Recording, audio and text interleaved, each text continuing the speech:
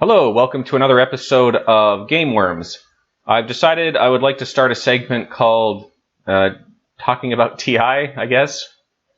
Just TI 4, Twilight Imperium 4 is my favorite of all board games, and so I'd kind of like to devote more than one episode to it. Probably not a playthrough style yet. It's a very massive game, and I would definitely want other people. I have no idea how I'd even film that, because I would need a lot fancier setup to record a bunch of people playing this, but I'd certainly like to talk about it. There's a lot to talk about with this game. So today I would just like to do an overview, kind of explain, brief overview what it is, why I like it, and maybe, see if you can decide if it's something you think you would enjoy, or I can kind of give some input who I think would enjoy this sort of a game. The first thing is, this has a reputation as being a beast of a game. So it's fair. There's a lot of information in it. There's a lot of units. You're not seeing nearly everything here. This is kind of just a very basic board setup I've put up on display. It's not nearly all the stuff you're seeing, but I've taught a lot of people how to play this, and even though a lot of people come in feeling intimidated, most people after a couple of rounds seem to have it. They're like, okay, it looks like a lot, but it's not actually that hard to play. And it really isn't, but it would take you a while to learn everything, but mostly you just have to worry about what your little group is doing. We'll get into that really briefly. Well, what kind of game is it? A lot of people seem to make the mistake that it's a war game on account of that you are starting, you have all these like ships, and here I have a dreadnought and some fighters and some infantry units. So there are armies involved, there is combat involved in this game. I would not call it a war game. And the reason for that is that war is not the purpose of the game. And in fact, typically speaking, you're trying to avoid it. So a lot of times when you're playing this game, you could win without fighting. But you could choose to be really aggressive. But war tends to be very costly. And unless you're actually fighting for a reason, it's not often worth it. What will often happen in this game is you'll have people being very, very peaceful and friendly for the first maybe 70% of the game. But once you start hitting the end game, people will start doing power moves, backstabbing each other, becoming more aggressive as they kind of make the run for the finish line. So the way you win this game is by earning a certain number of points. So typically, there's a 10-point track. If you wanted to do a longer game, and it's already a very long game. But sometimes people like to do the 14-point game. You're earning points.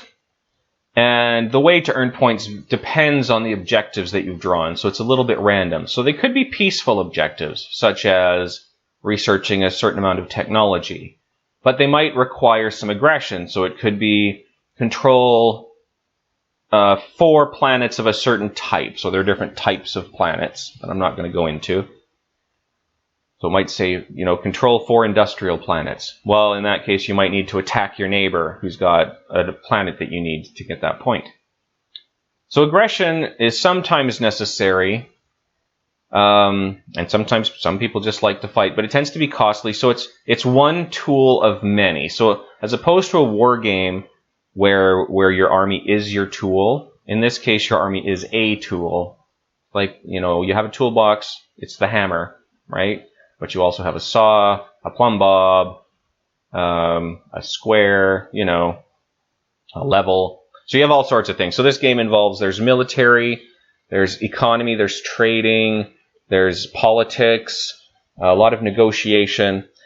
More than anything, I would call this a political game, because primarily the best tool in your toolkit is actually going to be your ability to deal with the other players at the table. To be able to read people, how to negotiate with them, how to read them.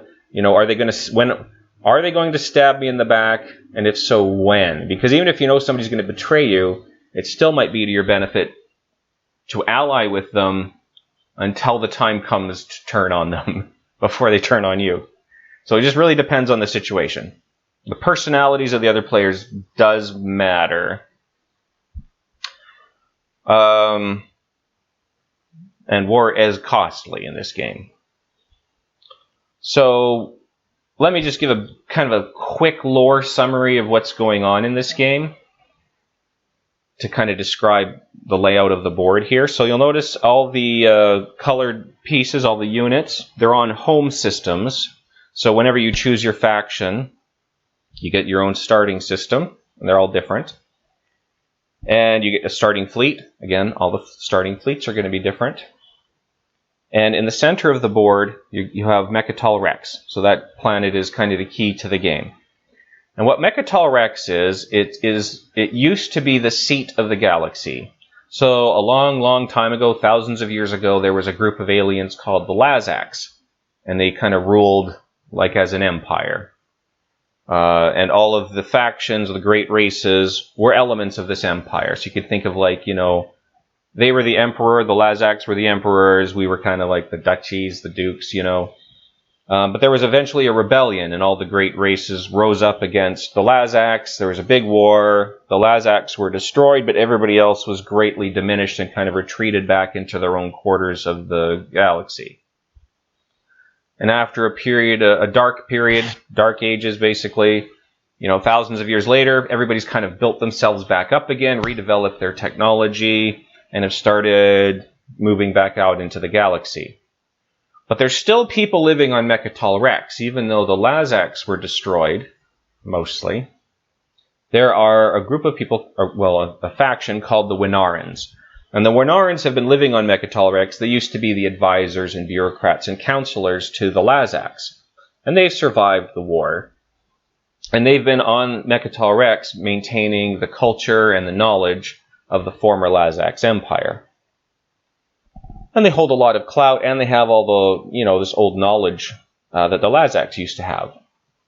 So what the factions are doing is we're trying to gain the support of the Winarans to see who is going to be the next emperors, essentially, of the galaxy. And you could think of it not just of the Winarans, but, you know, thematically speaking, it'd be like, okay, there's a lot of civilians and probably minor factions in the galaxy that aren't vying for control. Who can go in and gain the support, their support, in order to become the new leader of the galaxy? And the best way I've heard it described, especially with the bonus point mechanism, is if you think of it as, if you're a politician and you're feeling the pulse of the people, what do they care about? What do they respect? Who are they going to support? So let's say, for example, you have an objective that comes up that says you need to own a certain amount of technology. Well, if I were going to play thematically, which I love to do, I would imagine, okay, the people are really into research and development. They're really going to support somebody who puts a lot of their focus in that. Or if you get some military objectives, your people might be more aggressive. Like, we're only going to respect a government that is strong and can protect us from all the other factions, you know. Or can keep control in the galaxy, because we remember what happened last time when when the Lazax were overthrown. Well, they wouldn't remember because they'd all be dead, but you know, there's a good theme you can kind of put into what's going on here. And now you'll notice there's a token in the middle of the board on Mechatol Rex, and that kind of represents an amount of influence, like political influence, that you would need to spend to get yourself on the planet. And that's basically you convincing the Winarans that you're good enough to reconvene the Galactic Council. So not necessarily, and they're supporting you a little. You actually, the first person to do it, you actually get a point.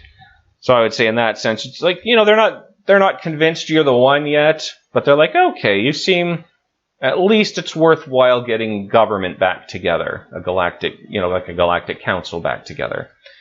And once that happens, the game changes a little bit, which I'll explain now. So how is the game played? In general, the game is played in 3 or 4 phases, depending at what stage of the game you're in.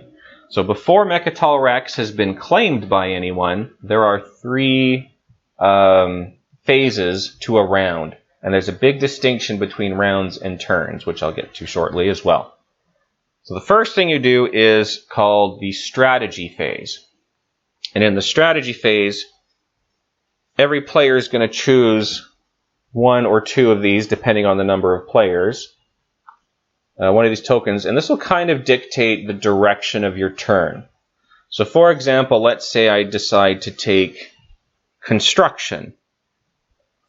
So on one of my turns, I'm going to play this construction card, and what that means is, if I'm the one playing it, I do this primary ability.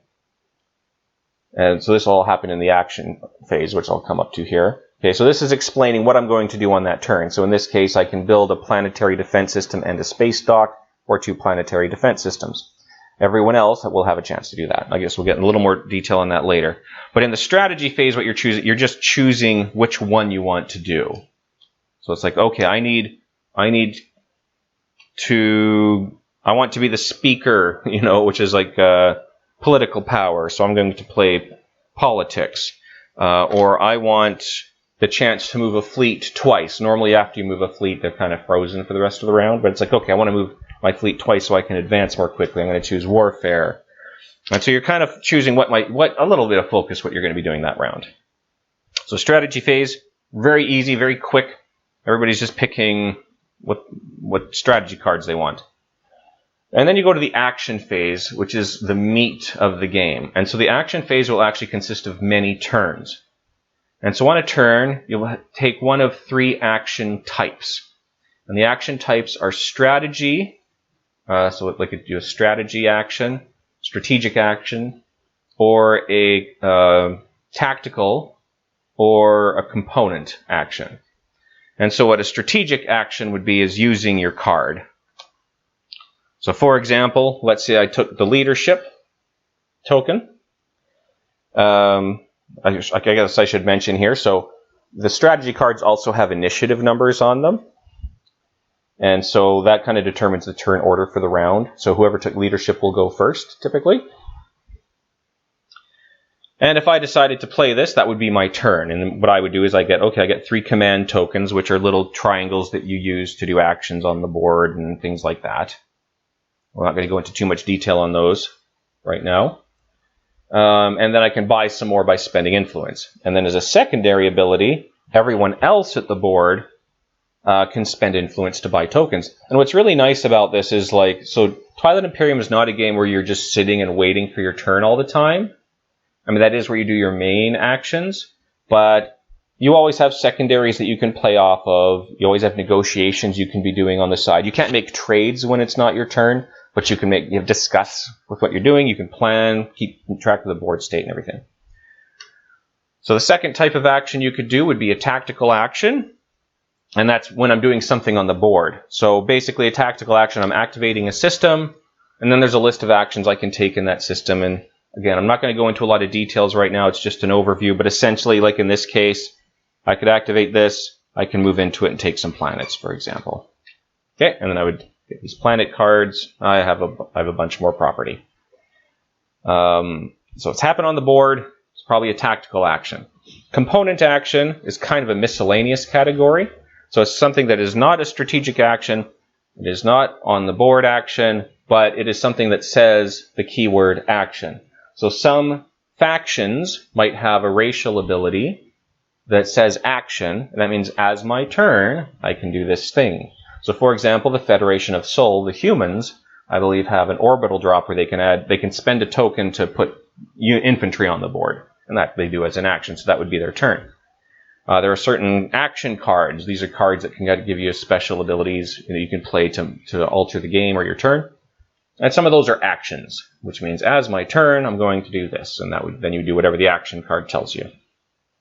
There are certain technologies that might be an action.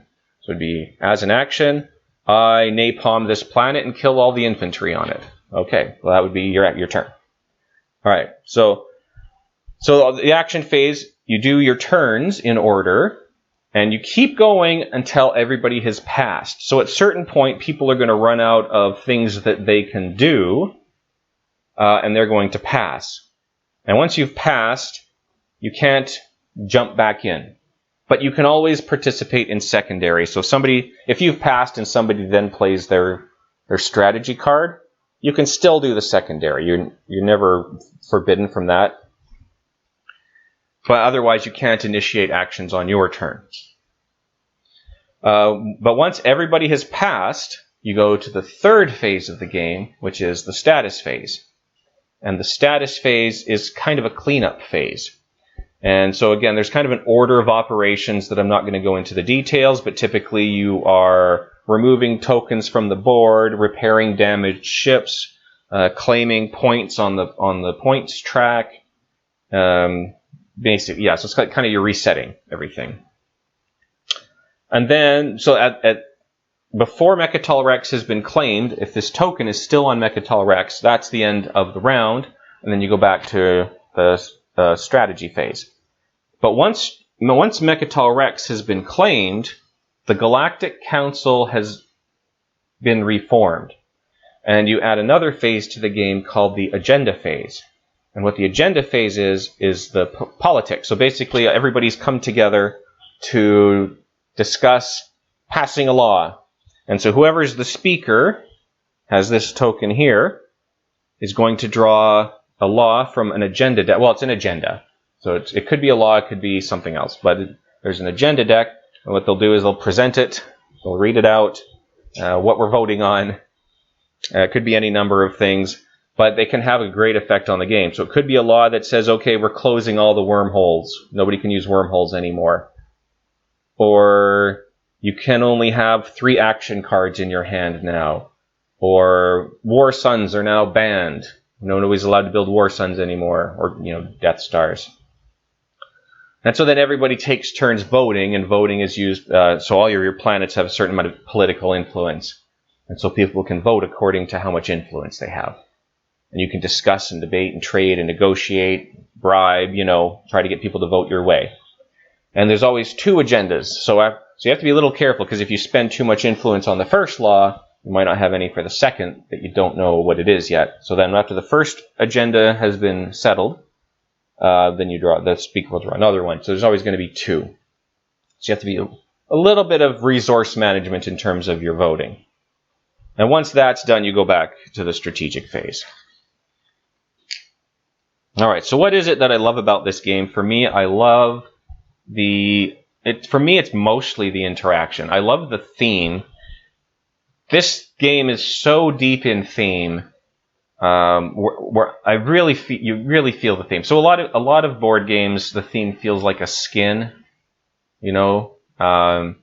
So it's like if you change the theme, it wouldn't really mean it's just color. Like the pictures are different because of the theme they picked, but the gameplay doesn't really affect it. This one you really feel the theme, because if I'm flying around exploring, I'm really like, it's real politics. Like I'm genuinely negotiating with, if I have a guy coming over here and we're both eyeballing this planet, I'm really negotiating with them. Like, please don't take, well, what do you want to let me take that planet? I'll give you whatever money, whatever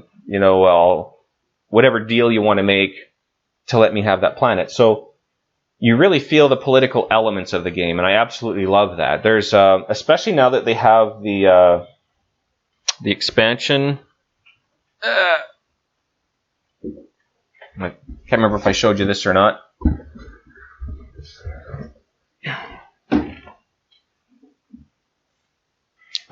There's just a lot of ways you can interact with other players, alliances you can make, and the fun thing about it is everybody knows that this alliance is going to have to fall apart probably at some point, because you are competing. Even if I ally with somebody and working together with them, you're trying to pull each other ahead of the pack, but you're going to have to betray each other at some point in order for one of you to win. I should point out though that kingmaking is a very real element of this game, and I think probably deliberately, so that if that's something that really bothers you in a game, this is not a game for somebody who's really into game balance and mechanics and fairness. It is not about that at all. It is about discussion, negotiation, pleading, fighting. If that sounds appealing to you, this is a game for you. But if you're really into being able to plan and anticipate, it's not chess. It's not like I can plan and just anticipate my move and there's strict rules guiding how this is going to play out. This is just all over the place. I can make a deal with this guy and then he could nag and turn on me. So it's unpredictable. It's all over. It's fairly balanced when you take all the components into consideration. But I might have a very weak army compared to my neighbor.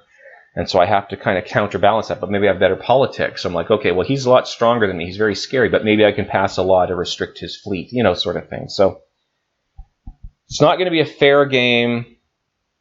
You're going to have to stab each other in the back. It is a long game, but I don't feel the time. And I think a lot of people over-exaggerate how long it is. Like, you'll hear people talking about having 10 or 11-hour games. And I certainly had that happen in the previous edition in Twilight Imperium 3. But in Twilight Imperium 4, they've actually streamlined quite a bit. And so I find a game, it usually takes an hour per player, which is the general estimate. That does assume the players kind of know what they're doing. Obviously new players are going to take longer as they learn everything. There are certain types of players that, you might want to avoid inviting. Analysis paralysis could certainly become a problem. So if you know somebody who easily gets... I should explain some terms. My apologies.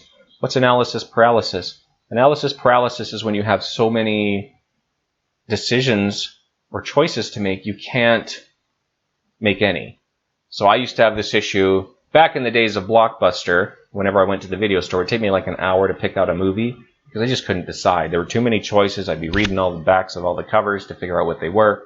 Take me ages to pick out a movie. And there's a lot of people that kind of like that with the board game. It's like if the board game has too many options, they can't figure out what they want to do. Not really. That's really going to mud down your game.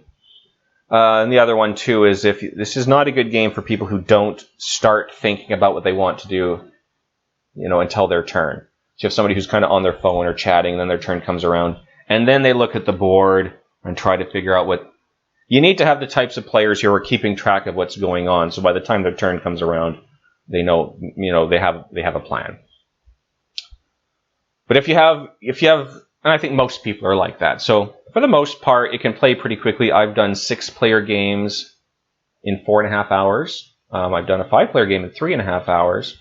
Certainly can go longer, but I think if people kind of keep on it, I would say 1 hour per player is pretty reasonable. And not even hard to do faster. And even if with the expansion, which does add a lot more things for people to do, which again I haven't played yet, so I don't know for sure, but apparently games tend to end about a round quicker. So even though individual rounds may take longer, you're playing fewer rounds on average. So it shouldn't add that much time to the game, even though you're adding a lot more components. If you like games that involve a lot of discussion, negotiation, politics, but then I think it's good for you. If you're going into this thinking it's going to be high octane combat, it's not going to be. So don't. If you're looking for a war game, this isn't it. If you're looking for a game that's like fair, that's not it. If you don't like king making, I think I mentioned this before. Oh shoot, did I define king making? I'm going to define king making. King making is when a game gives a players the ability to hand the win to another player. So like if you're losing, but you want somebody, so you decide, well, I'm going to lose, so I'm going to do something to help that guy win. You're basically king making. Some people really don't like that in games, and this is very much a king making game. But the thing I like about that is, again, the political element of it, because that means if I'm a big jerk throwing my army around and just kind of being mean to everyone else, that can backfire. Like, sure, I might get a whole bunch of points really quickly and get ahead, but if I'm upsetting all the other players as I do it, they could easily throw support behind somebody else. And, I could lose just because they've all handed... Everybody's going to have a little card of promissory notes that they can use, and one of them is support for the throne. Everybody could just say, okay, well, you've been kind of a jerk, so I'd rather let the second place guy win, and we're going to support him for the throne. So some people don't like that element, and I think there are people who actually ban that card from their games, but personally I actually really like it because it emphasizes the political element of the game. You have to be diplomatic when you need to be. You need to be tough when you need to be. You need to be peaceful when you need to be. So it's just the way you have to balance your interactions with people is really what makes this game a lot of fun. So if you like that, I think I can't think of a game that does it better than this one. So approach it like a political game. I think you'll love it. Approach it like a war game or even a tactical thing. I don't think, you might not enjoy it as much. So I think it's just about what your expectation is, maybe. If you like short games, this is not for you. But again, it's really long. Does not feel as long when you're playing as you might be imagining. And a lot of people, not just me, a lot of people have told me that after they've played it. Hope you enjoyed that. Again, like and subscribe if you want to hear more about games. Well, games in general. Twilight Imperium will probably come up quite a bit. And if I'm up for learning, so if there's anything I can add or do differently that would make these videos more enjoyable or informative, then please let me know. All right, and have a wonderful time, and good gaming to you.